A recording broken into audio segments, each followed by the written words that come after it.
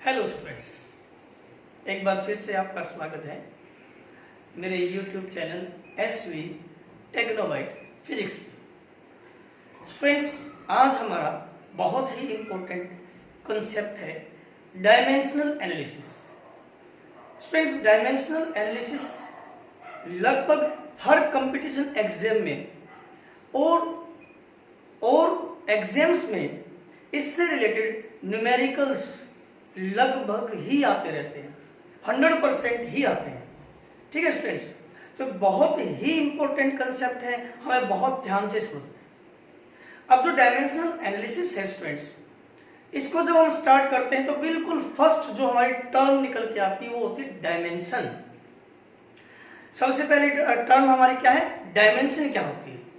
तो students, dimension start करने से पहले मैं आपको कुछ एग्जाम्पल लेके इसको एक्सप्लेन करूंगा, एग्जाम्पल लेके स्टूडेंट्स, फिर हम डेफिनेशन पे जाएंगे।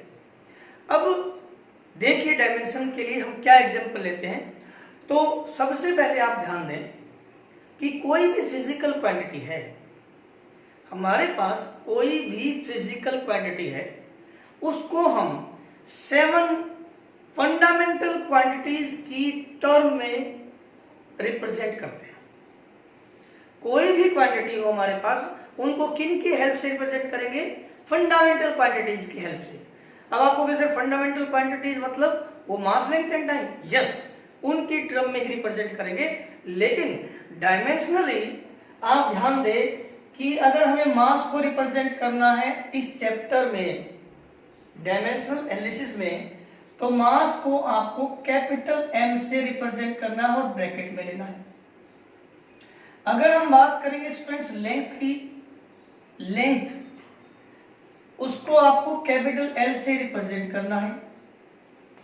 ध्यान दें, ये लेंथ से हमारा मतलब रहेगा यहाँ पे, चाहे वो मतलब दो पॉइंट के बीच की डिस्टेंस है, वो चाहे डिस्टेंस हो, ठीक है, डिस्प्लेसमेंट हो तो भी हम एल लिखेंगे, वो चाहे रेडियस हो, वो भी दो पॉइंट के बीच की डिस्टेंस ही है तो भी एल लिखेंगे, वो चाहे ब्रेड्थ हो, चौड़ाई, तो भी एल लिखेंगे, वो चाहे हाइट हो तो भी एल लिखेंगे स्टूडेंट्स। ठीक है, तो लेंथ के बाद जैसे हमारे पास है टाइम, तो हमें कैपिटल टी से लिखना है, डिनोट करना है। यहां अगर हम बात करें स्टूडेंट्स टेम्परेचर की, तो टेम्परेचर का फंडामेंटल यूनिट क्या होता है, ऐसा यूनिट क्या होता है, केल्विन, तो के से। अगर हम बात करते हैं करंट की, तो करंट को हम लिखते हैं एम्पियर, ए से। ठीक है, तो ये दो और है हमारे पास, जैसे कि क्या क्या, मोल है और कैंडेला है, सीडी से। तो कोई भी हमारे पास फिजिकल क्वांटिटी हो, उनको हमें इनकी टर्म में रिप्रेजेंट करना है। ठीक है स्टूडेंट्स, इनकी टर्म में, इन फंडामेंटल क्वांटिटीज के टर्म में रिप्रेजेंट करना है। ठीक है, उनकी टर्म में रिप्रेजेंट करेंगे तो इनकी जो पावर होगी उसको हम बोलेंगे डायमेंशंस। इनकी जो पावर होगी, जब आप उन फिजिकल क्वांटिटीज को रिप्रेजेंट करोगे, इनकी हेल्प से इनकी टर्म में रिप्रेजेंट करोगे, तो इनकी जो जो पावर्स होगी वो डायमेंशंस कहलाएंगी। आप कहोगे सर पावर्स कैसे होंगी, तो मैं एग्जांपल अब स्टार्ट करता हूं स्टूडेंट्स। एग्जांपल है जैसे कि हमारे पास एरिया, तो स्टूडेंट्स एरिया क्या होगा, अब सर एरिया तो हमने पढ़ा है लेंथ इनटू ब्रेड्थ, है ना, क्षेत्रफल लंबाई गुना चौड़ाई। तो स्टूडेंट्स लेंथ इनटू ब्रेड्थ है, तो आपको बताया लेंथ क्या होगा, एल, कैपिटल एल, ब्रेड्थ क्या होगा, कैपिटल एल, क्योंकि आपको मैंने बताया है कि चाहे वो लेंथ हो, ब्रेड्थ हो, हाइट हो, रेडियस हो, डिस्टेंस हो, डिस्प्लेसमेंट हो, दो पॉइंट के बीच की वो डिस्टेंस है, लेंथ है, उसको एल से ही डिनोट करना है आपको। तो यहां एरिया जो है वो हमारे पास आया है एल की पावर 2, यानी कि ये एक फंडामेंटल क्वांटिटी है, उसकी कितनी पावर आई है, 2। ठीक है, तो एरिया एल की पावर 2 से हमने लिखा। अगर मैं बात करता हूं स्टूडेंट्स वॉल्यूम की, तो वॉल्यूम में होता है length into breadth into height. और आपको बताया है लेंथ को हमें क्या लिखना है L, ब्रेड्थ को क्या लिखना है L, हाइट को क्या लिखना है L। तो क्या आ गया स्टूडेंट्स, L की पावर 3। ठीक है स्टूडेंट्स। अब एक टर्म हमने पढ़ी थी डेंसिटी, जो कि मास पर यूनिट वॉल्यूम होता है, मास अपॉन वॉल्यूम। स्टूडेंट्स यहां मास को हमें किस चीज से रिप्रेजेंट करना है, कैपिटल M से, और वॉल्यूम को तो अभी अभी हमने किया है L क्यूब से। तो ये क्या आ जाएगा, M L की पावर -3। ध्यान रहे जब पावर नहीं होती तो आप मानो पावर 1 है, ठीक है।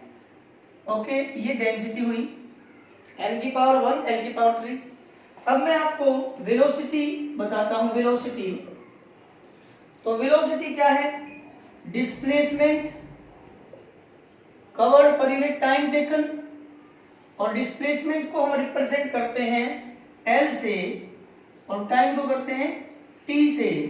तो हमारे पास क्या आया, L और T की पावर क्या आ जाएगी, -1। अब L की पावर क्या है, 1।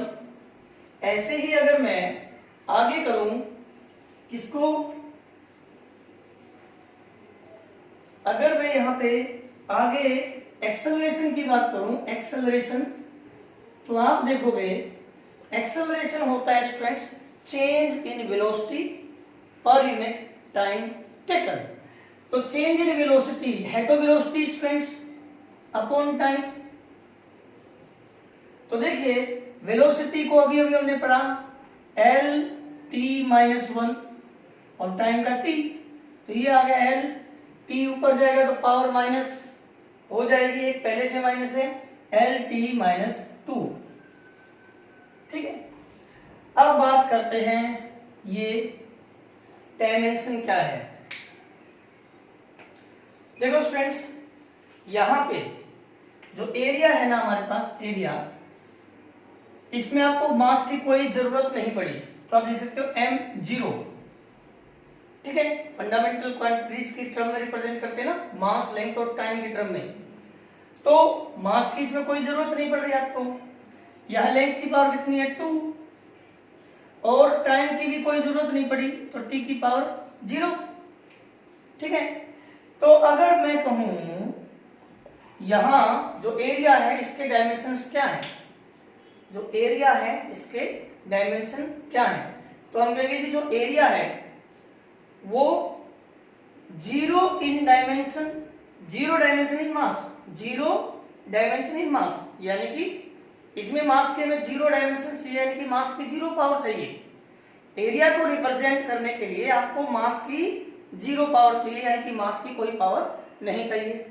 फिर 2 dimension in length, 2 dimension in length, यानी कि अगर आपको एरिया को रिप्रेजेंट करना है तो लेंथ की कितनी पावर चाहिए आपको, 2 पावर चाहिए।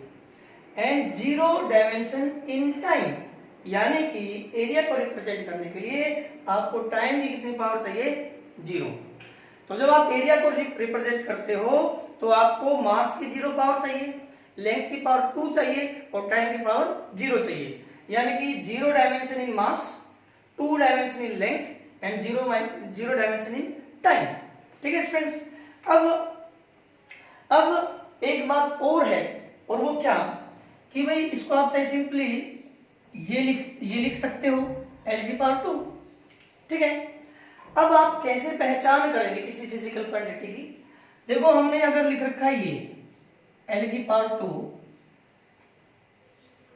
तो आपको पता है जो लेंथ है वो 2 पावर तक हमने रेज कर रखी है, और लेंथ की क्योंकि 2 पावर है तो वो एरिया को रिप्रेजेंट कर रही है, 2 डायमेंशन इन लेंथ।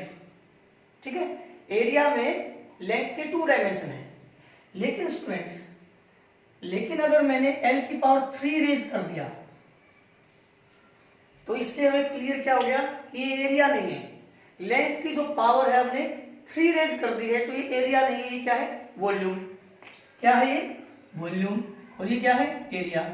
तो आप अगर ध्यान से देखें, जो ये पावर होती है ना, वो किसी क्वांटिटी को रिप्रेजेंट करने में हेल्प करती है। क्योंकि पावर 2 थी तो हमें पता लग रहा था कि क्या है एरिया, और पावर 3 है तो हमें क्या पता लग रहा है, ये क्या है, वॉल्यूम। ऐसे ही आप यहां देखिए, वेलोसिटी है, ये रही वेलोसिटी को हमने लिखा था LT-1, ठीक है।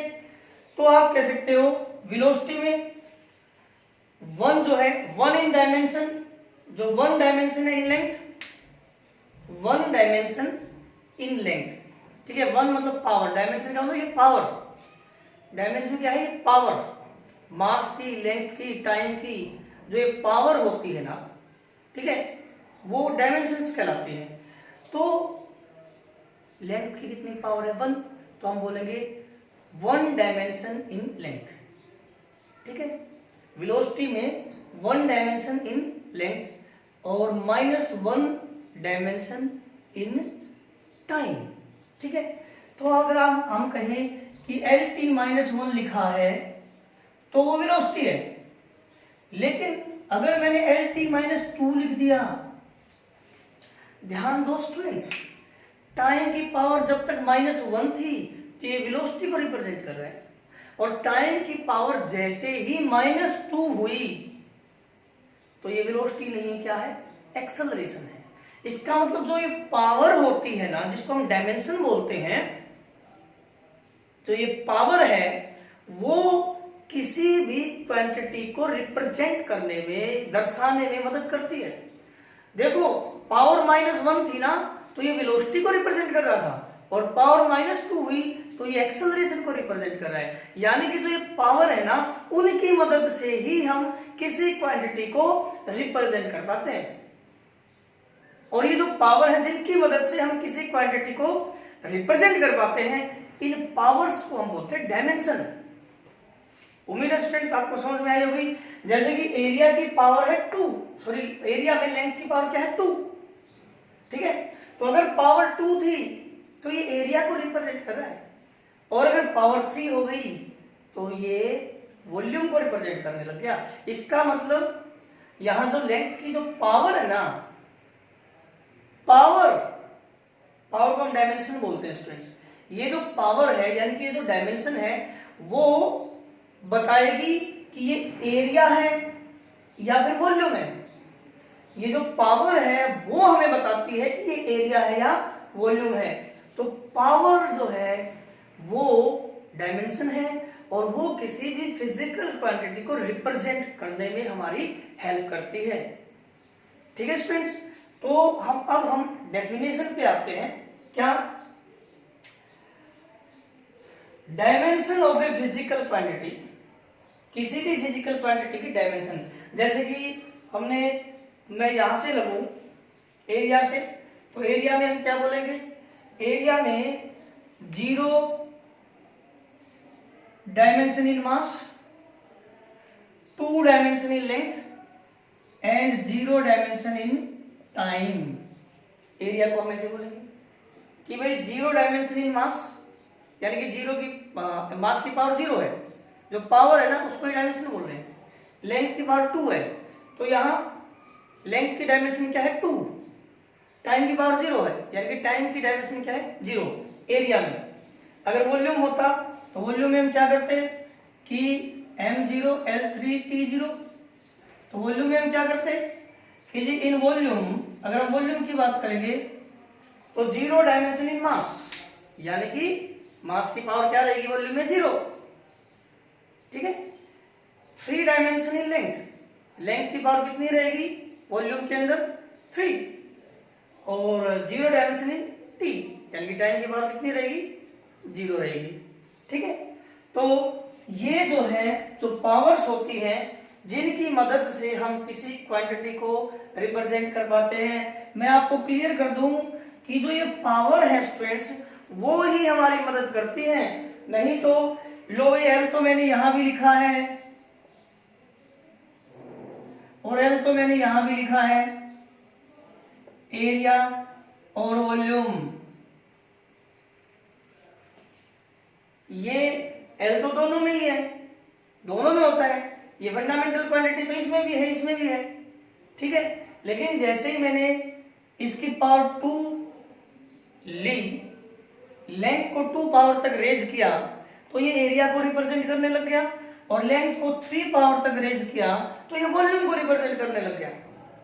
ठीक है स्टूडेंट्स, तो हम इस बात को ध्यान दें कि ये जो पावर है ना, उसी को हम डायमेंशन बोलते हैं। यानी कि area has 2 in dimension length. Area के अंदर लेंथ की 2 डायमेंशन है, और volume has 3 in dimension length, 3 dimension in length. ठीक है स्टूडेंट्स, तो वॉल्यूम में जो लेंथ की डायमेंशन क्या है, 3 है। अब मैं यहां कहूं डेंसिटी दिए रही, डेंसिटी, तो मैं क्या बोलूंगा कि डेंसिटी हैज 1 डायमेंशन इन मास, क्योंकि मास की क्या है, 1 है। Density has 1 dimension in mass and -3 dimension in length. कि डेंसिटी के अंदर मास की 1 पावर लेनी है हमें, और लेंथ की -3 पावर लेनी है। ये जो पावर है उसको हम डायमेंशन बोल रहे हैं, बस यही फर्क है।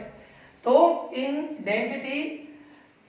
डेंसिटी जो है हमारे पास, तो क्या है हमारे पास 1 डायमेंशन इन मास, कि मास तो लेना है वो 1, उसकी 1 पावर लेनी है, और -3 डायमेंशन इन लेंथ, की डायमेंशन जो है डेंसिटी की, उसमें लेंथ की -3 पावर लेनी है।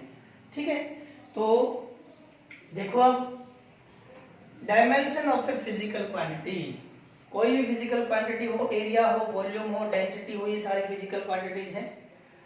आर द पावर्स, इनकी जो पावर है ना स्टूडेंट्स, ठीक है, इन पावर्स को बोलते हैं। Which the fundamental quantities are raised, जितनी पावर तक ये फंडामेंटल क्वांटिटी, जैसे मास एक फंडामेंटल क्वांटिटी है, तो ये हमने 1 पावर तक, ठीक है, रेज कर रखा है।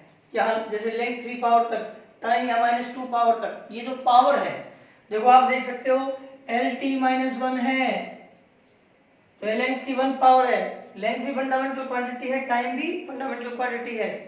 ठीक है, तो ये जो पावर है फंडामेंटल क्वांटिटीज की, यहाँ 1 है, यहाँ -1 है, ये वेलोसिटी में लिया था हमने।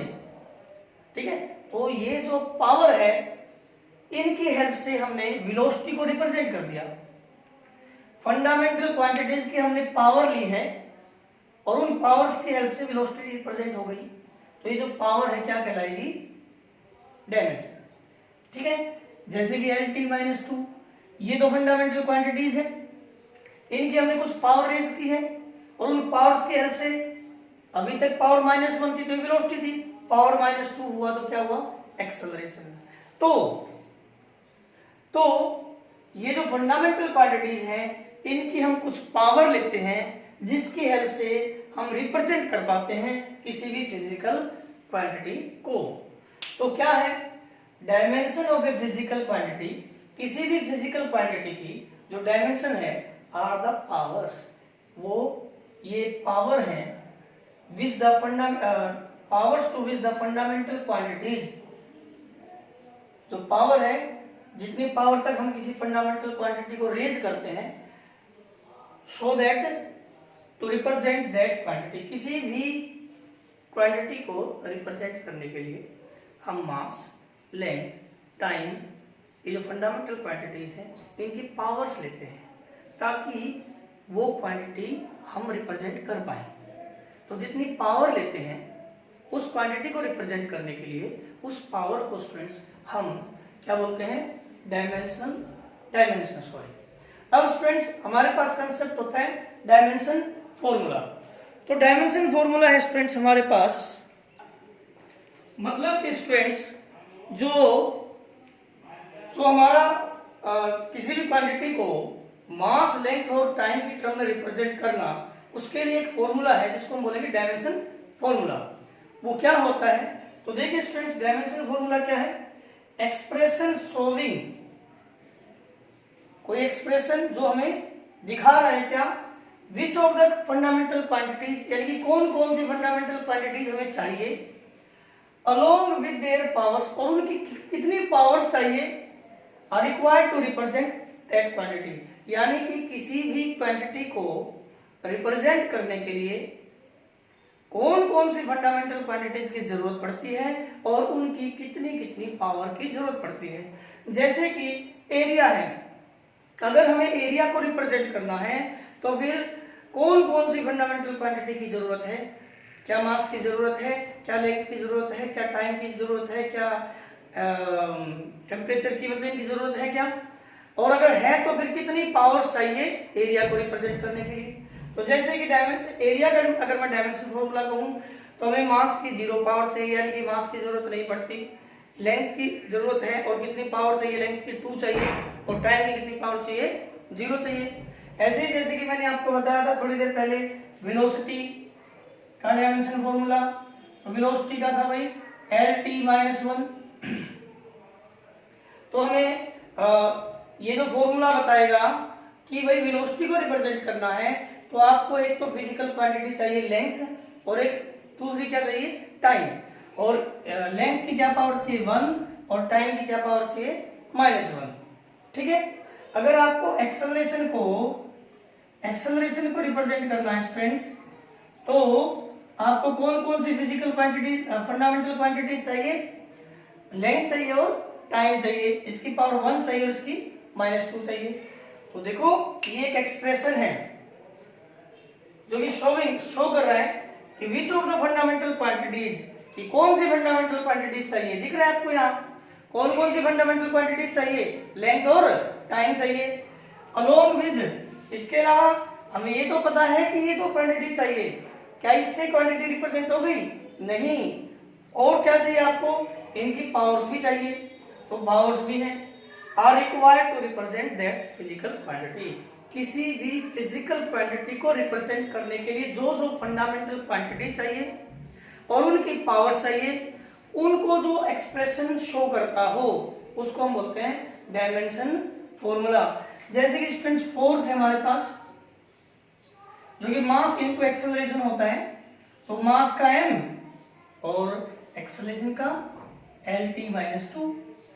तो अगर हमें फोर्स को एक्सप्रेस करना है, ठीक है, तो हम क्या बताएंगे भाई, फोर्स जो है उसके लिए तो हमें एक तो फंडामेंटल क्वांटिटी चाहिए मास, एक फंडामेंटल क्वांटिटी चाहिए लेंथ, और एक टाइम चाहिए। मास की कितनी 1 पावर चाहिए, लेंथ की क्या पावर चाहिए, L1 चाहिए, टाइम की पावर -2 चाहिए। तो ये जो एक्सप्रेशन है जो कि बताएगा कि कौन कौन सी फंडामेंटल क्वांटिटी चाहिए फोर्स को रिप्रेजेंट करने के लिए, और उन फंडामेंटल क्वांटिटीज की क्या क्या पावर चाहिए, उसको बोलते हैं हम डायमेंशन फॉर्मूला। ठीक है स्टूडेंट्स, अब जो डायमेंशन फॉर्मूला है हमारे पास, इसको हम कैसे डिराइव करें, मतलब हम अपनी तरफ से डायमेंशन फॉर्मूला कैसे बनाएं। वैसे तो आपने देख लिया है, अब डायमेंशन फॉर्मूला हम कैसे बना रहे हैं, वैसे ही बनाना है। Derivation of dimension formula, derivation of dimension formula, कि जो डायमेंशन फॉर्मूला है फ्रेंड्स, इसको हम कैसे डिराइव करें। तो बिल्कुल सिंपल रूल है स्टूडेंट्स, उनकी डेफिनेशन से। ठीक है, जैसे कि एरिया, हमने एरिया को तो रिप्रेजेंट कर ही दिया था, लेंथ इनटू ब्रेड्थ होता है, तो लेंथ भी L, ब्रेड्थ भी L, तो ये हो गया L की पावर 2। ठीक है, वॉल्यूम को हमने रिप्रेजेंट किया था length into breadth into height, तो ये क्या आएगा, L L L, तो L की पावर 3। स्टूडेंट्स, हालांकि यहां जरूरत नहीं पड़ी है मास की, तो हम पावर लिख सकते हैं 0, टाइम की जरूरत नहीं पड़ी तो लिख सकते हैं 0। ऐसे ही हम मास की पावर 0, L क्यूब T की पावर 0। इसके बाद मैंने बताया था डेंसिटी, जो कि मास पर यूनिट वॉल्यूम होता है, और स्टूडेंट्स मास जो है वो m और L की पावर क्या है 3, तो ये हो गया m L की पावर -3, तो मास की पावर 1। ठीक है, जैसे कि स्टूडेंट्स वेलोसिटी है, हमने पढ़ी थी LT-1 है, एक्सेलरेशन है LT माइनस 2 है, तो इसको भी हम लिख सकते हैं m0 L1 T minus 1। Acceleration को क्या लिख सकते हैं m0 L1 T माइनस 2। अभी थोड़ी देर पहले पढ़ा था फोर्स, जो कि क्या होता है मास इनटू एक्सेलरेशन। तो स्टूडेंट्स मास को लिखेंगे m और एक्सेलरेशन को क्या लिखते हैं LT माइनस 2। तो ये mLT माइनस 2 जिसकी मैं पावर ना लिखूं तो 1 है, ठीक है। ये फोर्स का डायमेंशन फॉर्मूला है। अगर मैं बात करूं वर्क, तो वर्क होता है स्टूडेंट्स फोर्स इनटू डिस्प्लेसमेंट। तो फोर्स का डायमेंशन फॉर्मूला है mLT माइनस 2। फोर्स का डायमेंशन फॉर्मूला है mLT माइनस 2 और डिस्प्लेसमेंट का क्या होगा L। तो फोर्स का वर्क का डायमेंशन फॉर्मूला हो जाएगा mL2T माइनस 2, क्योंकि एक पावर इसकी और एक पावर इसकी। ये वर्क का होगा स्टूडेंट्स। स्टूडेंट्स वर्क और एनर्जी इनका एक डायमेंशनल फॉर्मूला होता है। एनर्जी भी कोई हो, चाहे काइनेटिक एनर्जी हो, पोटेंशियल एनर्जी हो, कोई एनर्जी का जिक्र होगा स्टूडेंट्स, तो उसका डायमेंशन फॉर्मूला क्या होगा वर्क का जो डायमेंशन फॉर्मूला है यानी कि mL2T माइनस 2। इनका यूनिट भी सेम है स्टूडेंट्स। इनको आगे हम पढ़ेंगे तो आपको ये बता भी देंगे कि इनका डायमेंशन फॉर्मूला सेम क्यों है, इनका यूनिट सेम क्यों है, ठीक है स्टूडेंट्स।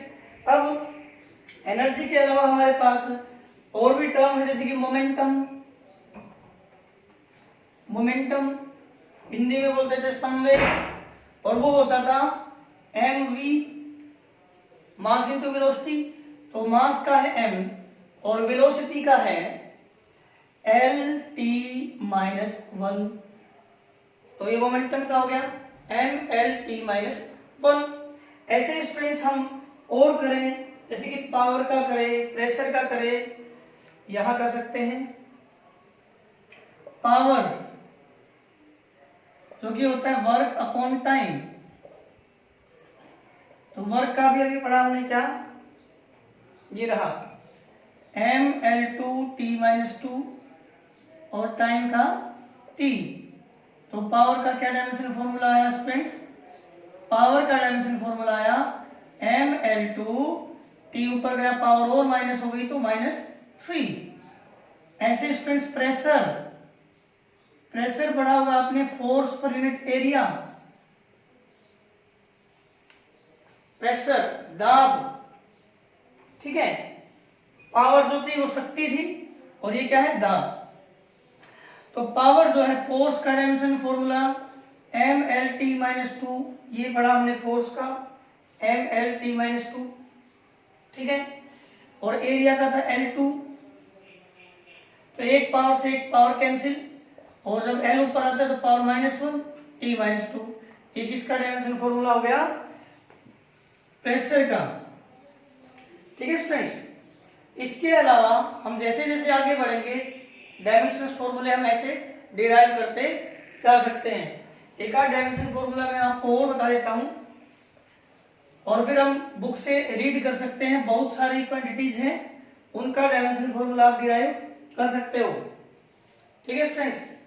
अभी हमने पढ़ा मोमेंटम का पढ़ लिया, ठीक है। एक टर्म होती है स्टूडेंट्स सरफेस टेंशन।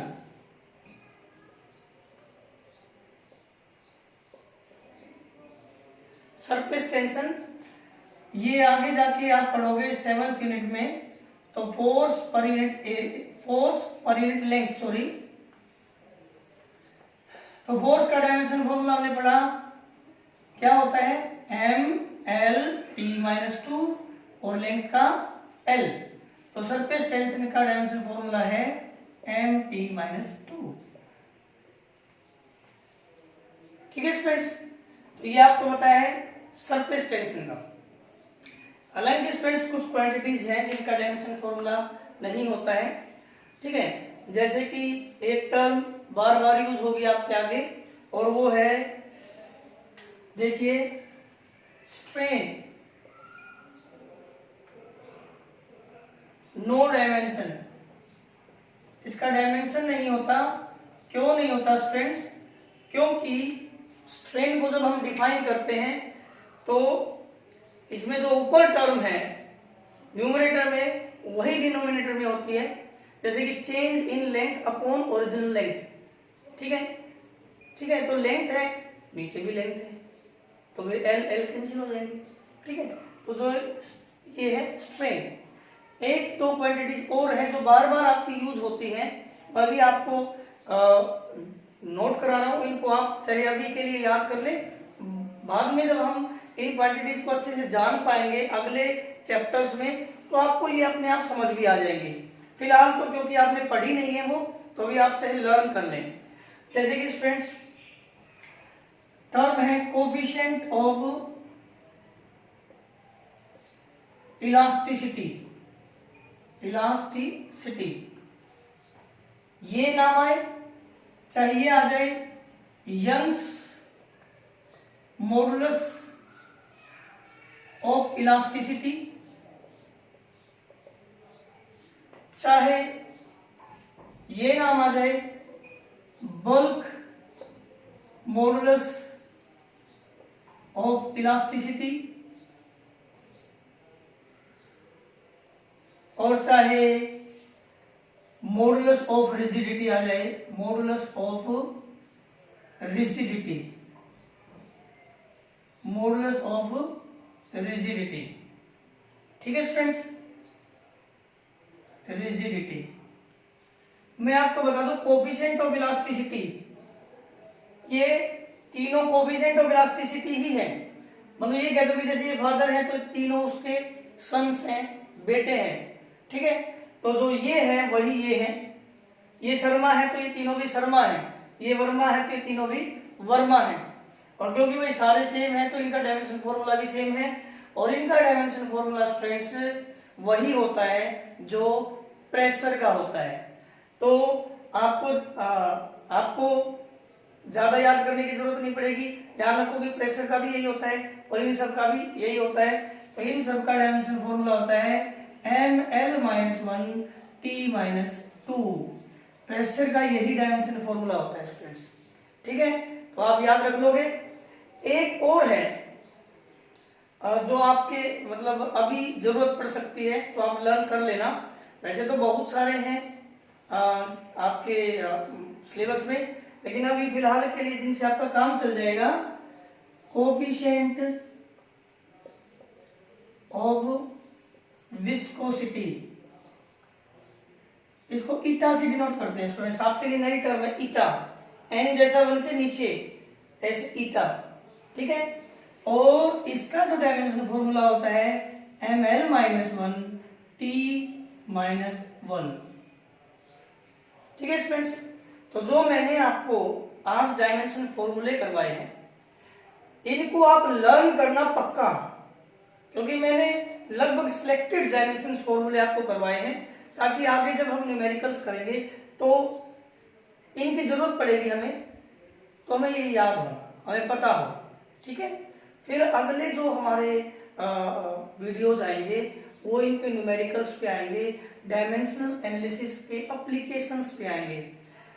ध्यान रहे स्टूडेंट्स, 100% इनसे रिलेटेड एग्जाम में, कंपटीशन एग्जाम में आप अगर जाते हो तो पक्का पक्का कोई ना कोई न्यूमेरिकल डायमेंशनल एनालिसिस से मिलता ही है। इसलिए अब ये जो डायमेंशंस फॉर्मूलेज हैं इनको आप पढ़ते रहिए, ताकि हम जब नेक्स्ट वीडियो लेके आए तो उसमें आपको हेल्प मिले।